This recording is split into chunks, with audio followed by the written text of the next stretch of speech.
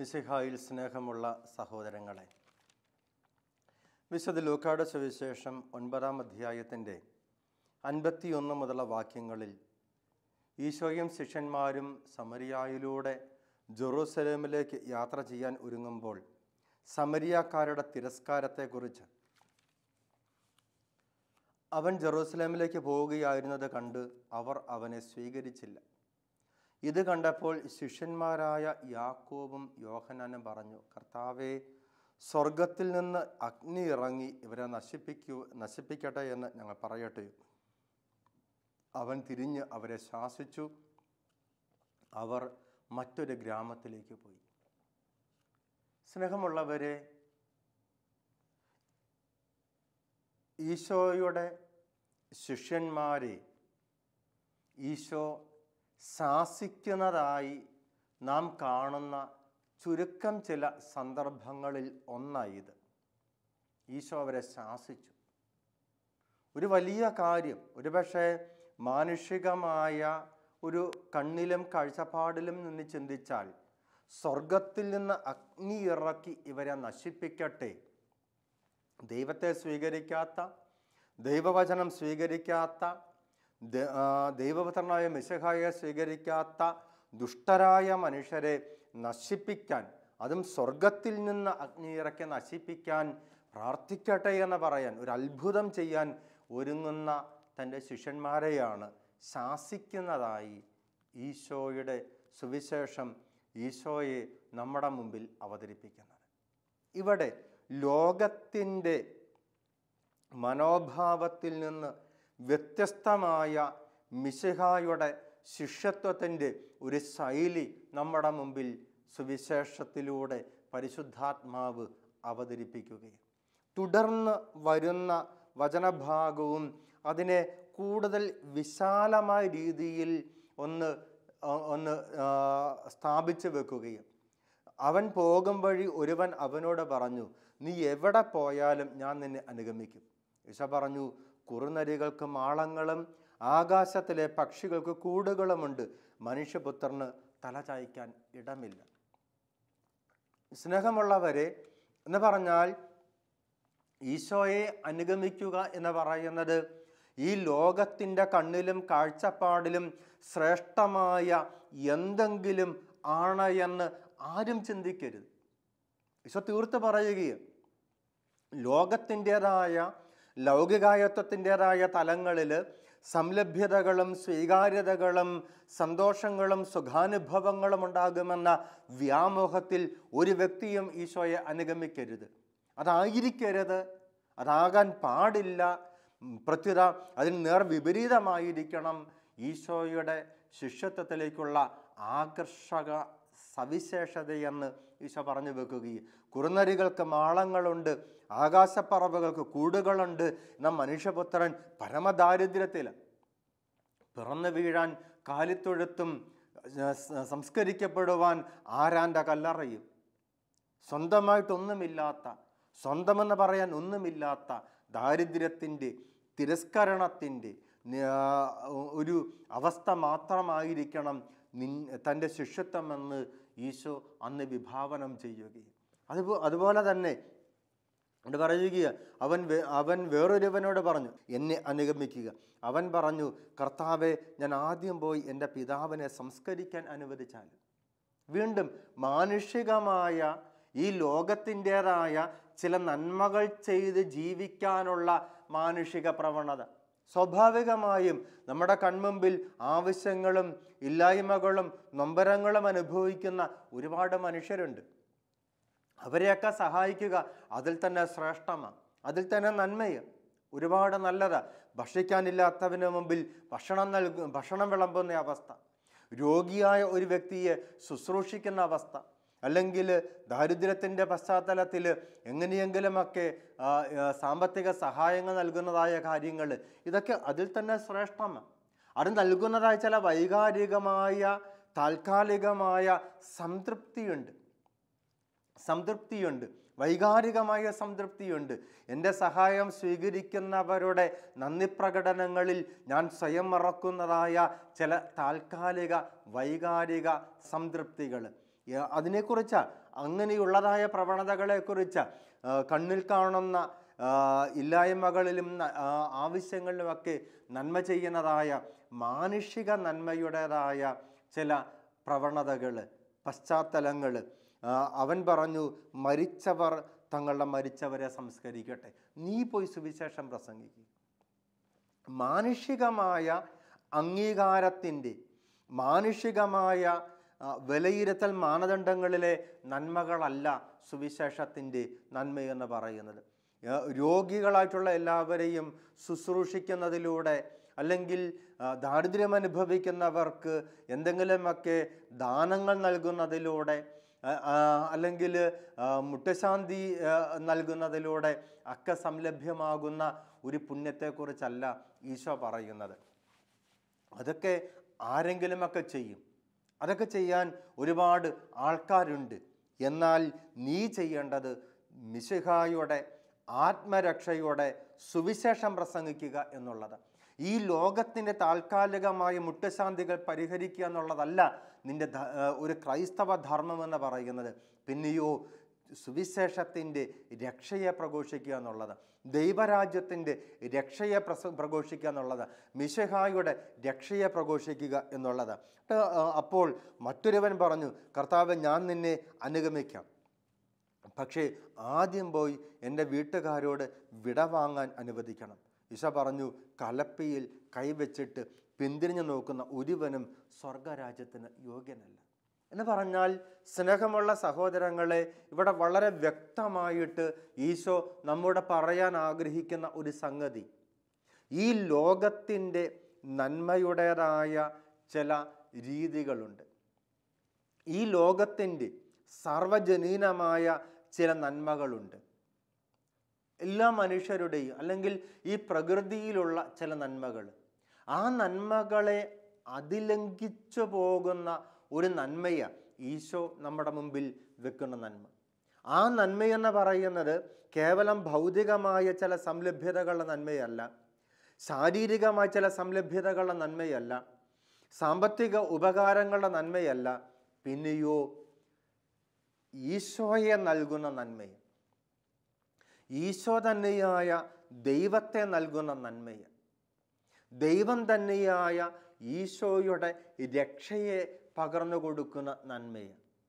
ആ നന്മ എനിക്ക് കൊടുക്കാൻ സാധിക്കത്തക്ക വിധം ചെറിയ ചെറിയ നന്മയുടെ തലങ്ങളോട് വിട പറയാൻ ഈശോ നമ്മെ ഓരോരുത്തരെയും വെല്ലുവിളിക്കുകയും, താൽക്കാലികമായ വൈകാരിക സംതൃപ്തി നൽകുന്ന, ഈ ലോകത്തിൻ്റെ അംഗീകാരം നൽകുന്ന, മാനുഷികമായ സംതൃപ്തി നൽകുന്ന നന്മകളെ വിട പറഞ്ഞാൽ മാത്രമേ സ്വർഗത്തിൽ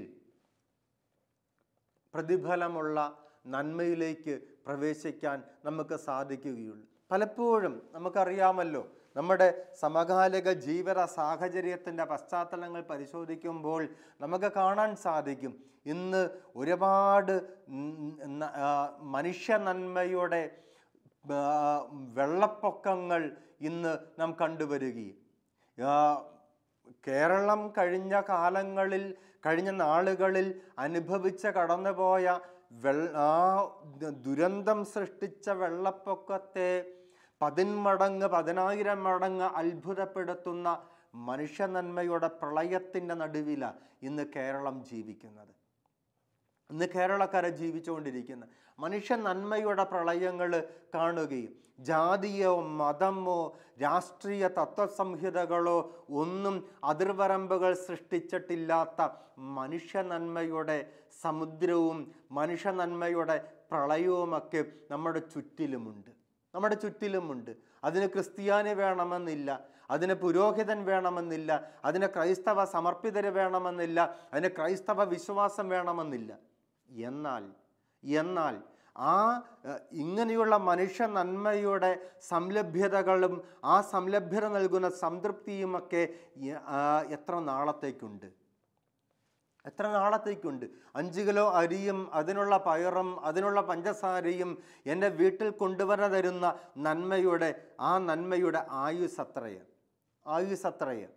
സ്നേഹമുള്ളവരെ, അതിനപ്പുറത്തേക്ക് പോകുന്ന മാനുഷികമായ നീതിസാരങ്ങളെ അതിലംഘിക്കുന്ന ഒരു നന്മ നമുക്ക് സ്വന്തമാക്കാൻ സാധിക്കുമോ എന്നുള്ളതാ ഈ കാലഘട്ടത്തിലെ ക്രൈസ്തവ അസ്തിത്വം അഭിമുഖീകരിക്കുന്ന വെല്ലുവിളി. ഈ ലോകത്തോട് സമരസപ്പെട്ടുകൊണ്ട് ഭൗതികവും സാമ്പത്തികവുമായ നന്മകൾ നൽകി അതിൻ്റെ ഫോട്ടോ എടുത്ത് വാട്സപ്പിലും ഫേസ്ബുക്കിലും പബ്ലിഷ് ചെയ്ത് ലഭിക്കുന്ന ലൈക്കുകളിലും ലഭിക്കുന്ന ഷെയറിങ്ങുകളിലും നിവൃത്തിയടയുന്ന ഒരു ആത്മീയതയുടെ ക്ഷണികമായ നശ്വരമായ സംതൃപ്തിയാണോ ഇന്ന് ക്രൈസ്തവ ആത്മീയതയുടെ ചേതോവികാരം? അതോ ലോകം ഒരിക്കലും കൈയടിക്കാത്ത, ലോകം ഒരിക്കലും ലൈക്കടിക്കാത്ത, ലോകം ഒരിക്കലും ഷെയർ ക്ലിക്ക് ചെയ്യാത്ത ചില നന്മകൾ, ഈശോ എന്ന രക്ഷയെ പ്രദാനം ചെയ്യുന്ന നന്മയുടെ ഉറവിടമായി, ഉടമസ്ഥതയായി മാറുവാൻ നമ്മുടെ ക്രൈസ്തവ അസ്തിത്വത്തിന് സാധിക്കുമോ എന്നുള്ളത് ഈ കാലഘട്ടത്തിലെ മൗതികമായ ഒരു വെല്ലുവിളിയാണ്. അതൊരു പക്ഷേ അധികമാരും ചിന്തിക്കണമെന്നില്ലാത്ത ഒരു വെല്ലുവിളിയും കൂടി. എൻ്റെ സ്നേഹമുള്ളവരെ, ഈശോയുടെ വചനത്തിലെ, ഈശോയുടെ സുവിശേഷത്തിലെ വചനത്തിൽ നമ്മൾ കാണുന്നുണ്ട്, ഈശോ അപ്പം വർദ്ധിപ്പിക്കുന്നുണ്ട്, ഈശോ രോഗികളെ സുഖപ്പെടുത്തുന്നുണ്ട്, ഈശോ മരിച്ചവരെ ഉയർപ്പിക്കുന്നുണ്ട്. പക്ഷേ ഈശോ അപ്പം വർദ്ധിപ്പിച്ചത് കേവലം ശരീരത്തിൻ്റെ വിശപ്പകറ്റാൻ വേണ്ടിയായിരുന്നു.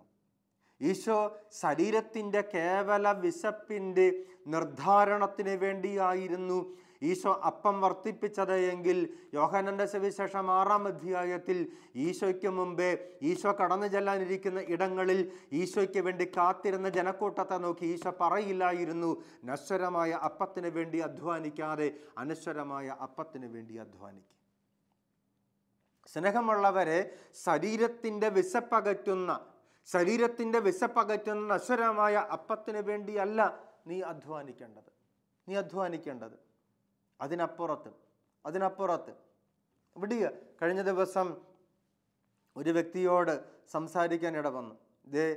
ഞാൻ ആ വ്യക്തിയോട് പറയുകയാണ്, എല്ലാവരും പറയുന്നത് വലിയ ദാരിദ്ര്യം വരുന്നു, അരിയൊന്നും കിട്ടാനുണ്ടാവില്ല, അതുകൊണ്ട് വേണമെങ്കിൽ അത്യാവശ്യം ഒരു ചാക്ക് അരിയൊക്കെ മേടിച്ച് വെച്ചേക്ക് കേട്ടോ എന്ന് ഞാനൊരു കുടുംബനാഥനോട് ചുമ്മാ സാന്ദർഭികമായി പറഞ്ഞപ്പോൾ അദ്ദേഹം എന്നോട് പറഞ്ഞു, അച്ഛാ, അന്നന്ന് വേണ്ടുന്ന ആഹാരത്തിന് വേണ്ടി പ്രാർത്ഥിക്കാനല്ലേ ഈശോ പറഞ്ഞത്, നമ്മളെന്തിനാ ഒരു ചാക്ക് അരിയെക്കുറിച്ചൊക്കെ ഉത്കണ്ഠപ്പെടുന്നത്? ഞാൻ പറഞ്ഞു, അന്നന്ന് വേണ്ടുന്ന ഈ ആഹാരം ത്തിന് വേണ്ടി പ്രാർത്ഥിക്കാൻ ഈശോ പറഞ്ഞത് 4 നേരം ആഹരിക്കുന്ന ആഹാരത്തെക്കുറിച്ചല്ല.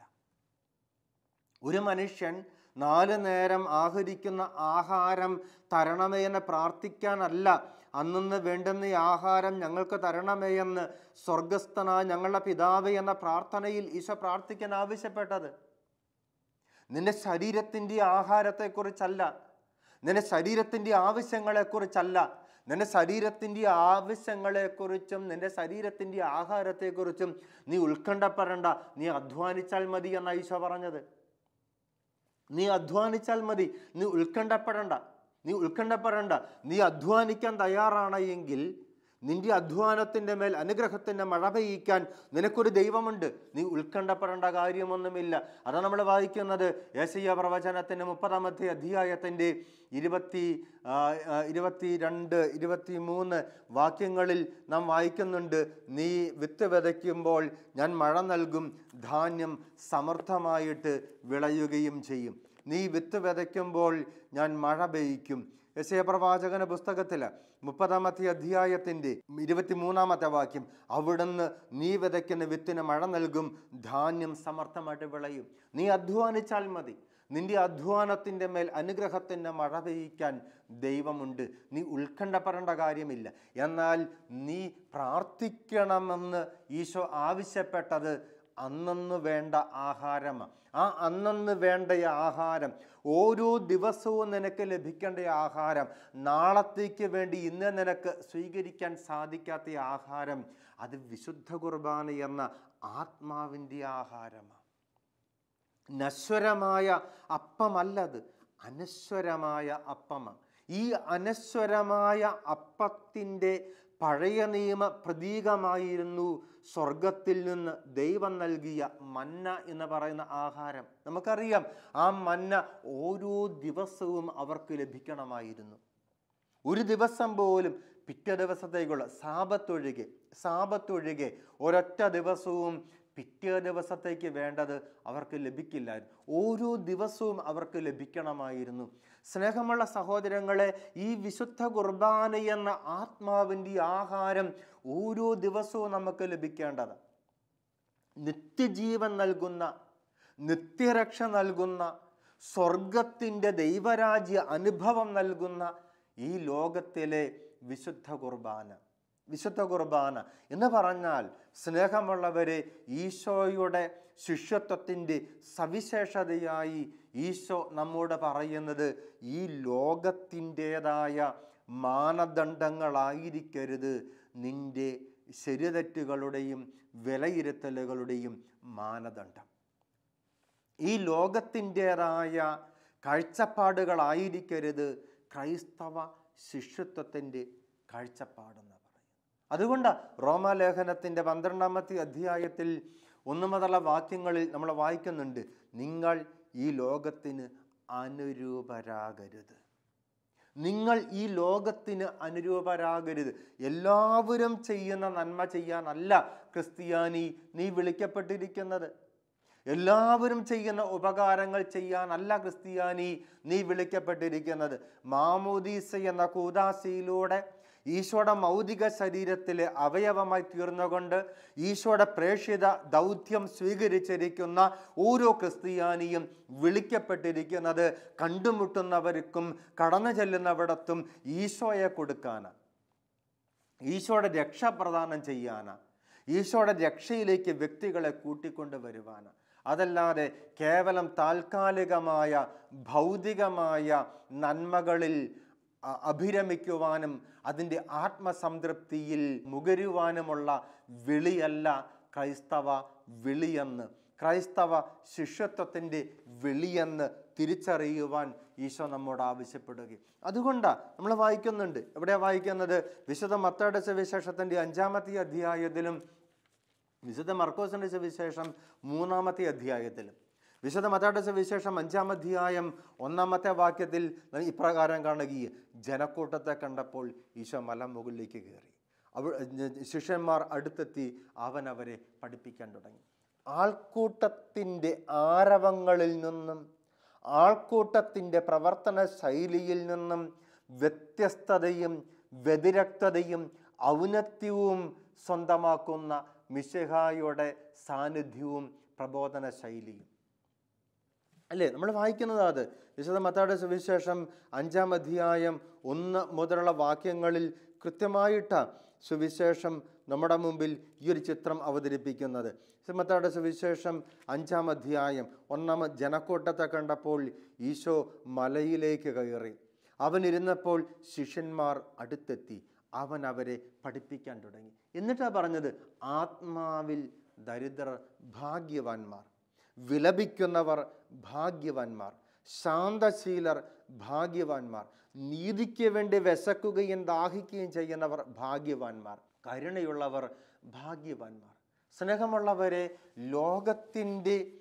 ലോകത്തിൻ്റെ വിലയിരുത്തൽ മാനദണ്ഡം അനുസരിച്ച് നന്മയായിട്ടുള്ളവരല്ല ദരിദ്രർ, കരയുന്നവർ, വിശക്കുന്നവർ. പക്ഷേ അവരെയൊക്കെ ഭാഗ്യവാന്മാരായി ഉയർത്തിക്കാണിക്കുന്ന ഈശോയുടെ സുവിശേഷം ആൾക്കൂട്ടത്തിൻ്റെ താഴ്വാരങ്ങളുടെ നിലവാരത്തിൽ നിന്ന് വ്യത്യസ്തമായ ഒരു നിലവാരം പ്രകടിപ്പിക്കുന്നുണ്ട് എന്ന് ക്രിസ്ത്യാനി ദൈവിക ജ്ഞാനത്തിൽ നീ അത് തിരിച്ചറിയണം.